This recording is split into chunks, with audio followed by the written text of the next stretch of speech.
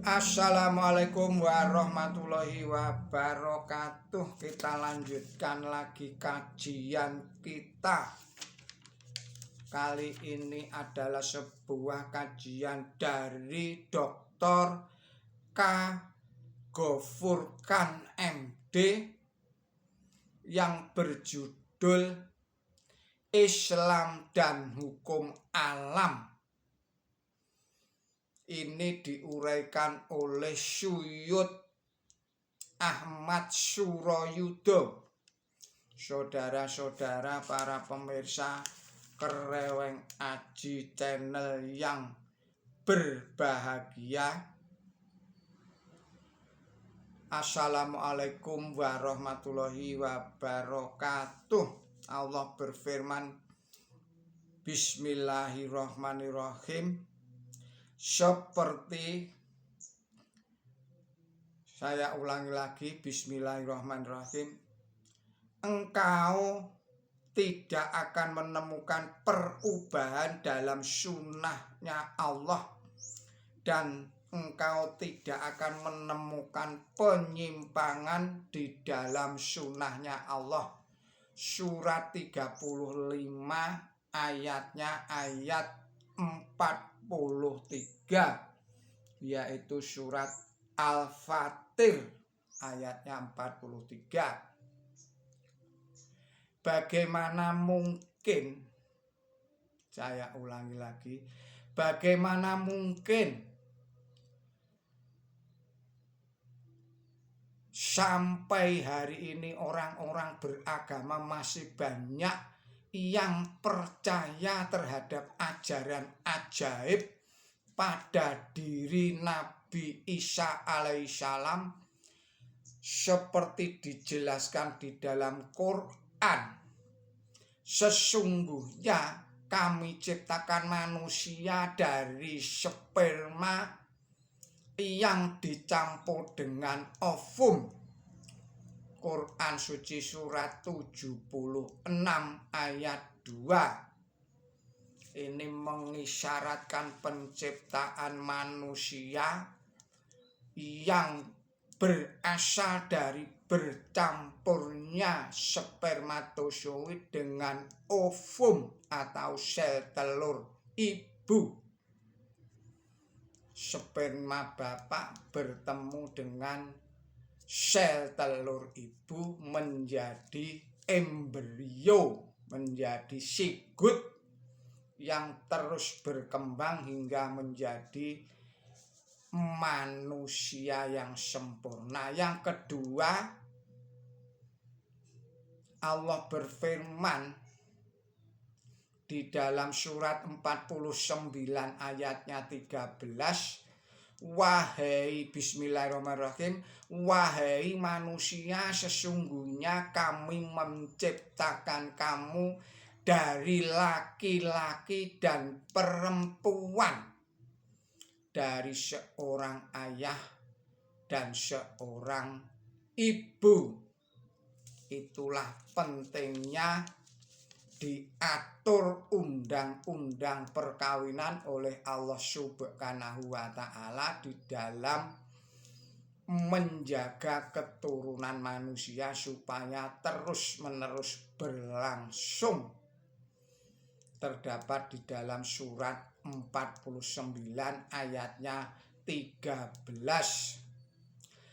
Lagi Allah berfirman di dalam surat 53 ayatnya 45 dan ayat 46.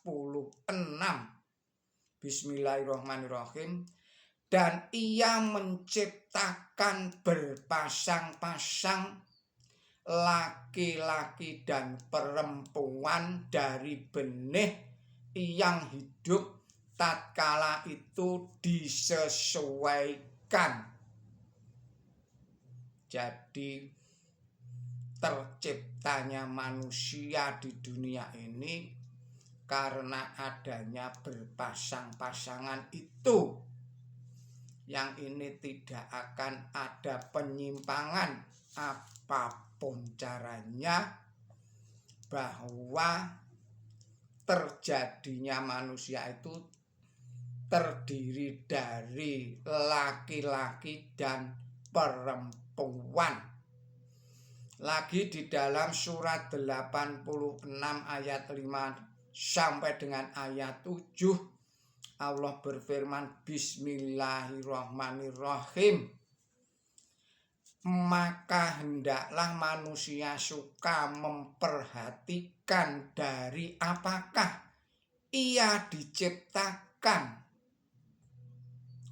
Ia diciptakan dari air yang memancar yang keluar dari antara punggung dan iga.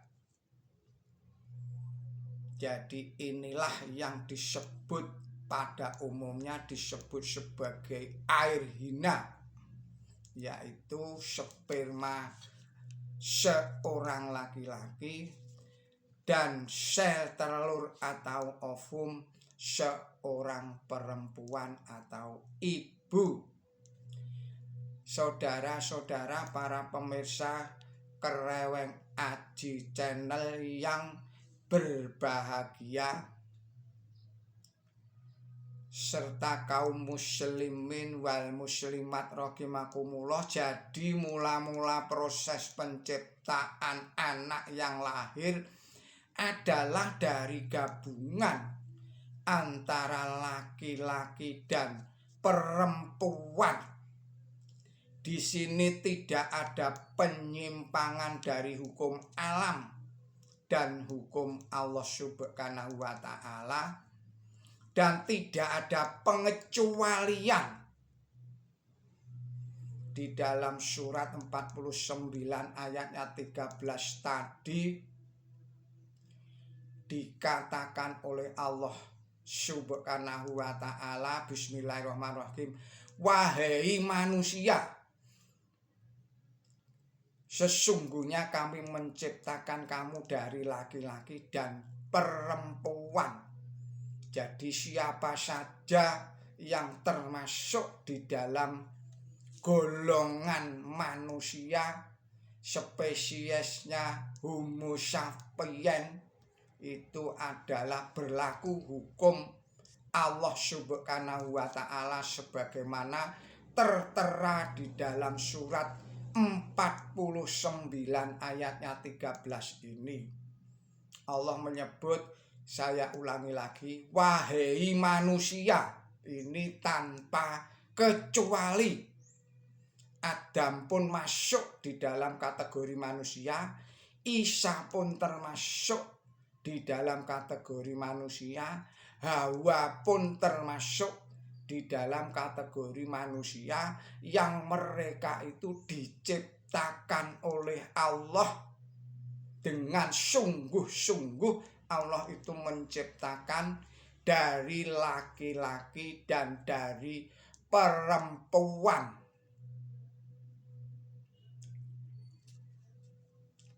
Di sini tidak ada penyimpangan, tidak ada pengecualian dari hukum alam dan hukum Allah Subhanahu wa Ta'ala.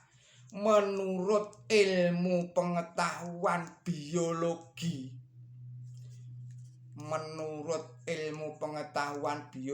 setiap sel manusia mempunyai 23 pasang kromosom, yang sepasang di antara itu adalah kromosom seksual atau kromosom jenis kelamin. Kromosom seks pada laki-laki adalah dilambangkan sebagai X dan Y,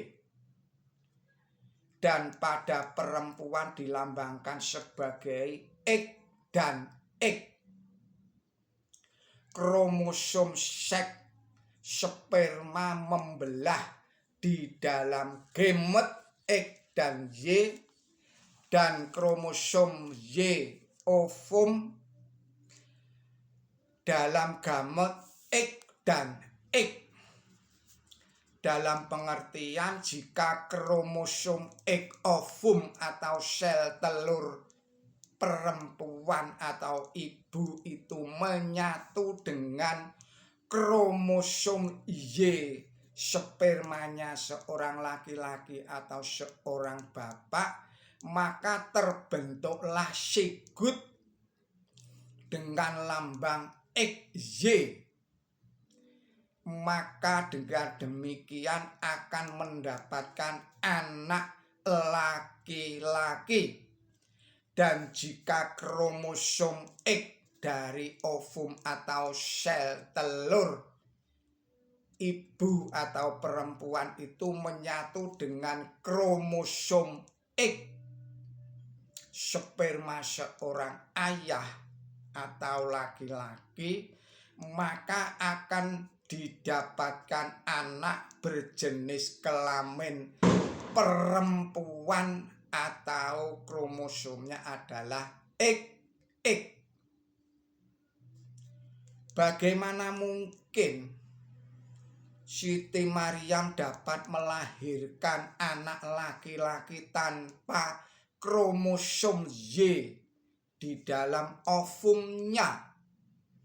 Jelas ini pasti bertentangan dengan hukum Allah, bertentangan dengan hukum alam, bertentangan dengan sunnatullah.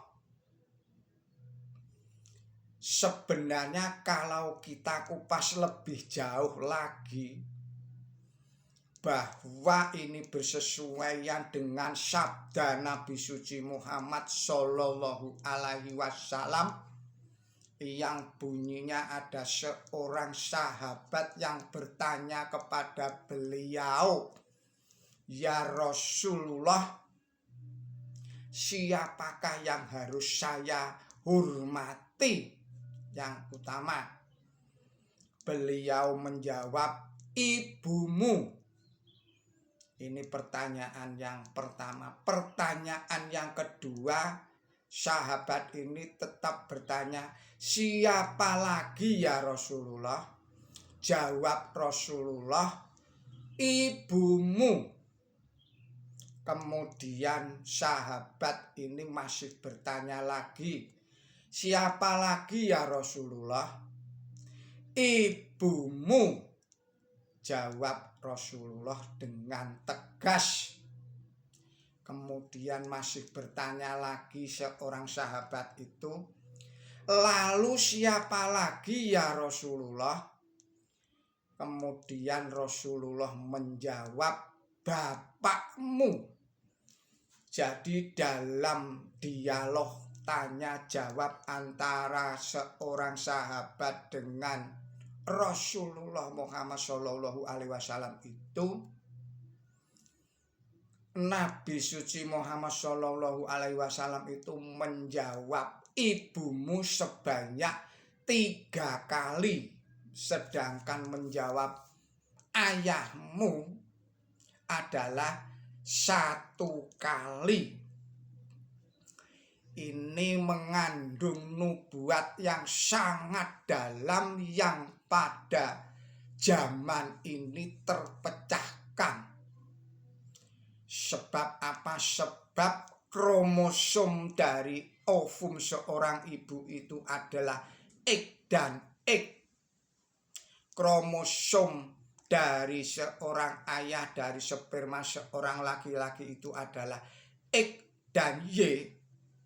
Kalau ini diuraikan, maka kemungkinan akan lahirnya kromosom X dan X ini adalah 3:1 dengan kromosom yang X dan Y.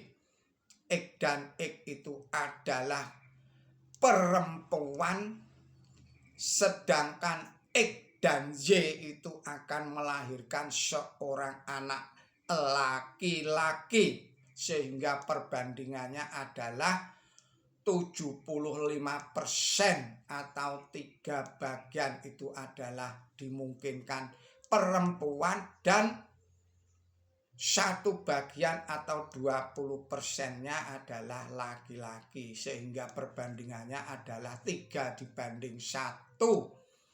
Perempuan 3, kemungkinan laki-laki 1, atau 75% perempuan berbanding dengan 25% kemungkinan anak itu adalah laki-laki.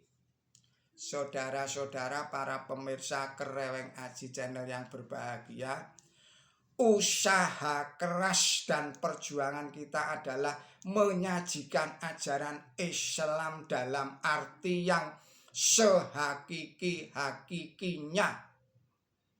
Masih banyak tugas berat yang harus dipikul oleh pundaknya Jamaah Gerakan Ahmadiyah Lahore untuk membawa gambaran yang benar mengenai Islam kepada dunia sesuai dengan ajaran yang benar mengenai Islam kepada dunia yang sesuai dengan ajaran yang dikehendaki atau yang diajarkan oleh Imam Muzamman Hazrat Mirza Ghulam Ahmad, dan meluruskan segala kesalahpahaman yang disebarkan oleh para ulama yang salah kaprah.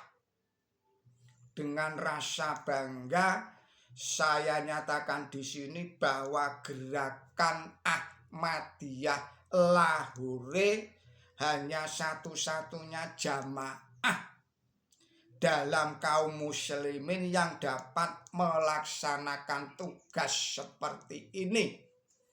Saudara-saudara para pemirsa Kereweng Aji Channel yang berbahagia, demikianlah risalah ini. Mohon maaf atas segala kesalahan dan kekilapan saya di dalam menyampaikan risalah ini. Billahi taufik wal hidayah. Ihdinas siratal mustaqim. Wassalamualaikum warahmatullahi wabarakatuh.